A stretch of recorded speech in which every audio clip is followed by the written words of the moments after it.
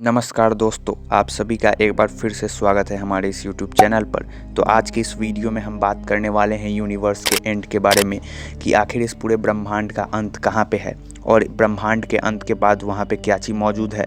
क्या उसके बाद कोई और दुनिया है या फिर वहाँ पे कोई और लोग या फिर एलियंस रहते हैं, वहाँ का सिविलाइजेशन कैसा है या फिर वहाँ पे कुछ है ही नहीं या फिर वहाँ पे पैरेलल यूनिवर्स हैं। ऐसे कई सारे सवाल हमारे मन में उठते रहते हैं। तो चलिए आज के वीडियो में हम इन सभी सवालों के जवाब जानने की कोशिश करते हैं। जी हाँ दोस्तों, ये सवाल सुनने में काफ़ी सिंपल लग रहे हैं, लेकिन इसका जवाब साइंस के पास भी नहीं है और इसे दे पाना काफ़ी मुश्किल है। फिर भी हम अपने इमेजिनेशन पावर का इस्तेमाल करके इस सवालों के जवाब ढूंढने की कोशिश करते हैं। तो आप वीडियो में अंत तक बने रहिएगा। चैनल पर नए हैं तो चैनल को सब्सक्राइब करके वीडियो को लाइक कर दीजिएगा और अपने दोस्तों के साथ भी ज़रूर शेयर कीजिएगा, क्योंकि इसका एक दूसरा पार्ट आएगा जो कि धार्मिक आधार पे बताया जाएगा।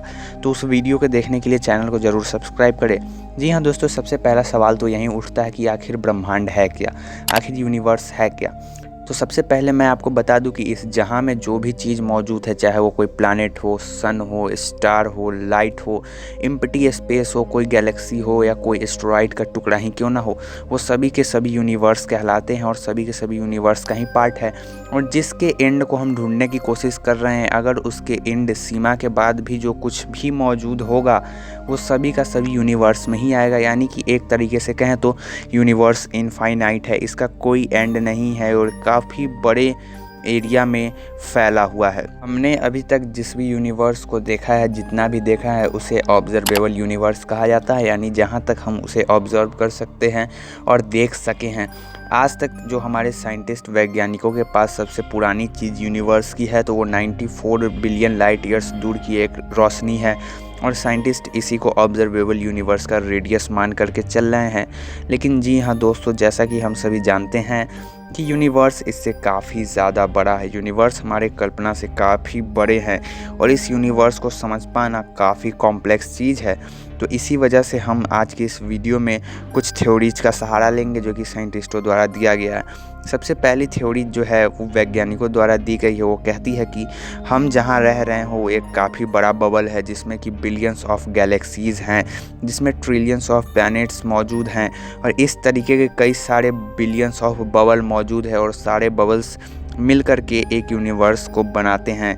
और दूसरी साइंटिस्टों की थ्योरी ये कहती है कि हम जिस यूनिवर्स में रह रहे हैं वो एक पैरेलल यूनिवर्स है, यानी कि इसी यूनिवर्स की तरह कई सारे दूसरे यूनिवर्स मौजूद है जिसमें हमारी तरह लोग रह रहे हैं। वहाँ पे भी सिविलाइजेशन है और वहाँ पे भी लोग हमारी ही तरह स्पेस को एक्सप्लोर करने की कोशिश कर रहे होंगे। और जिस तरीके से आज हम लोग इस धरती पे रह रहे हैं उसी तरीके से किसी दूसरे गैलेक्सीज़ में और किसी दूसरे एक बबल में वहाँ पे लोग रह रहे होंगे। और उसके अलावा जो तीसरी थ्योरीज़ कहती है वो थ्योरी है ब्लैक होल की। माना जाता है कि ब्लैक होल ही इस पूरे गैलेक्सीज़ और जो ऑब्जर्वेबल यूनिवर्स है उसके क्रिएशन का कारण है। आप सभी ने ब्लैक होल का नाम कभी ना कभी तो ज़रूर सुना होगा। जी हाँ दोस्तों, जो ब्लैक होल होता है उसके पास काफ़ी स्ट्रॉन्ग ग्रेविटेशन पावर होती है।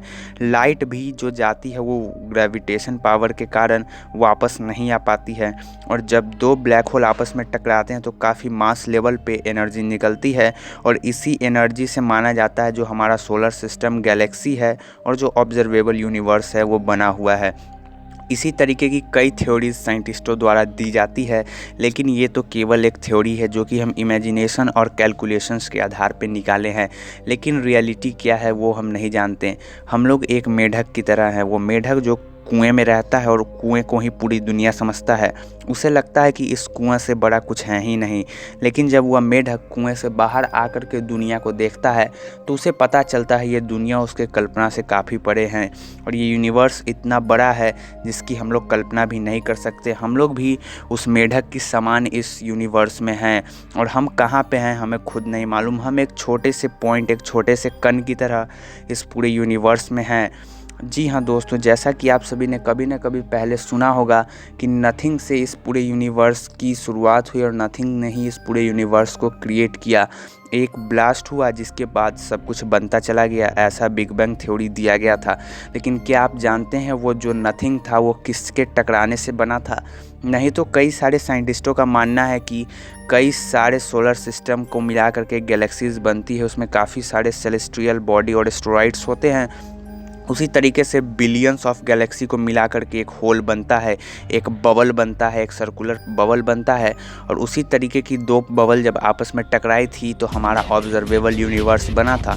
जी हाँ दोस्तों, एक काफ़ी विचित्र चीज़ हमारे साइंटिस्टों ने नोटिस की है कि हमारे जितने भी गैलेक्सीज़ हैं, जितने भी सेलेस्टियल बॉडीज़ हैं, जितने भी स्टार और प्लैनेट्स हैं, वो एक डायरेक्शन में खींचे चले जा रहे हैं। हो सकता है जिस बबल में हम लोग रह रहे हों उस बबल के बाहर एक कोई दूसरा बबल हो जिसका ग्रेविटेशन पावर काफ़ी स्ट्रॉन्ग होगा, जो कि हमारे बबल के अंदर के गैलेक्सीज और सेलेस्टियल बॉडीज़ को अपनी तरफ आकर्षित कर रही है।